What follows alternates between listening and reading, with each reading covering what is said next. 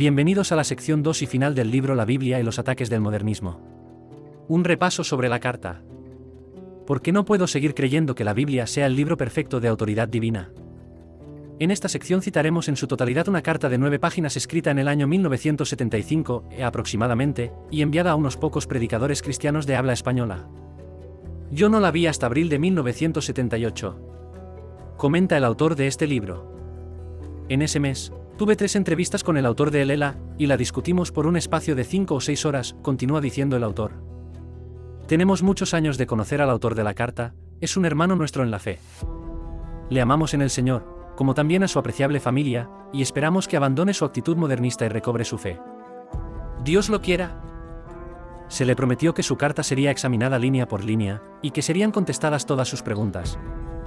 Lo estamos haciendo de modo totalmente impersonal para que muchos otros puedan sacar algún provecho de nuestros esfuerzos en el asunto.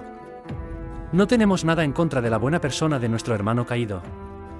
Nos dirigimos solamente al contenido de su carta para examinarlo a la luz de la verdad y de la razón. Lo que aparece a continuación en tipo más pequeño representa el texto mismo de la carta. Para comprensión en este video, usaremos una voz diferente, para representar al autor de la carta. Lo comentaremos párrafo por párrafo, enumerándolos según el sistema seguido en la carta. La carta se titula, ¿Por qué no puedo seguir creyendo que la Biblia sea el libro perfecto de autoridad divina? Por introducción dice, no es fácil oponerse o dejar de creer en lo que desde la niñez se le ha inculcado a uno, y uno ha aceptado, creído y practicado durante casi toda su vida. Es más, el caso se hace más difícil cuando se va contra lo que la cultura en que uno vive tiene por verdad fundamental. Pero aún así, seguir creyendo que la Biblia es la autoridad máxima o libro infalible sería traicionar mis convicciones que considero se basan en evidencia muy palpable. La Biblia requiere completa adhesión, sí, sujeción incondicional a sus declaraciones. Yo no puedo creer en muchas de esas declaraciones y relatos. Entonces no puedo ser fiel a la Biblia. Algunos habían indicado que el autor tenía dudas respecto a la Biblia, pero esta carta no es una lista de dudas, enviada a un dado número de socios, pidiéndoles ayuda para poder él salir de ellas.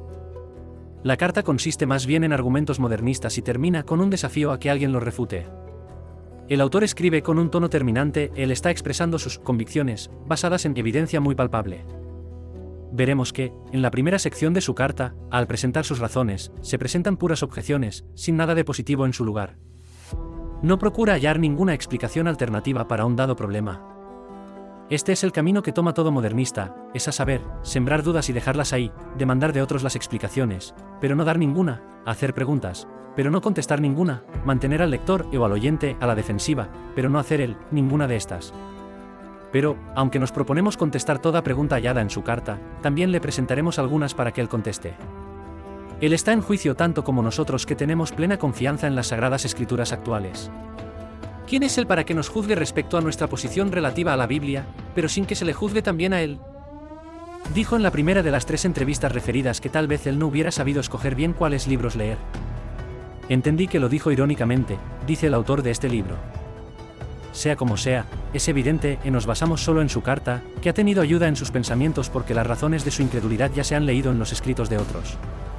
Nadie llega a las conclusiones de esta carta con solo leer las escrituras y los comentarios sobre ellas de quienes creen en ellas. El título de su carta declara que no puede creer que la Biblia es libro perfecto de autoridad divina. No obstante, declara ahora en este párrafo que no puede creer en muchas de esas declaraciones y relatos. Eso implica que sí puede creer en algunos. Hermano nuestro, háganos una lista de esas muchas declaraciones y relatos. Especifíquelos. Escríbanos la Biblia de nuevo, omitiendo esas partes erróneas. Y habiéndolo hecho, ¿quién será el Dios de su Biblia? Es característica del modernista ser ambiguo e indefinido. Estoy consciente del hecho que le será muy difícil, a causa del molde en que se ha criado, permitirse leer clara y objetivamente lo que aquí digo. Mi propósito no es persuadirle de que deje de creer en la Biblia, sino dar razón de mi cambio de creer. Siempre he procurado ser sincero en lo que he creído, siempre he dado razón de mi fe, siempre he defendido lo que he creído contra cualquiera. Por lo mismo, hago esta declaración. Léala con cuidado. Procure comprender mis razones, y así sabrá exactamente por qué he dado este paso. Y cuando otros le pregunten de mi cambio, reláteles lo que aquí digo. ¿Será difícil para el autor de la carta permitirse leer clara y objetivamente lo que aquí decimos nosotros?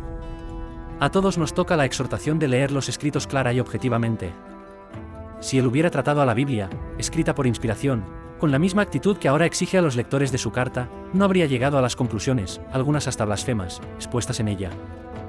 Brevemente, he aquí las razones principales que me han obligado a dejar de creer en la Biblia como libro infalible. El autor se contradice.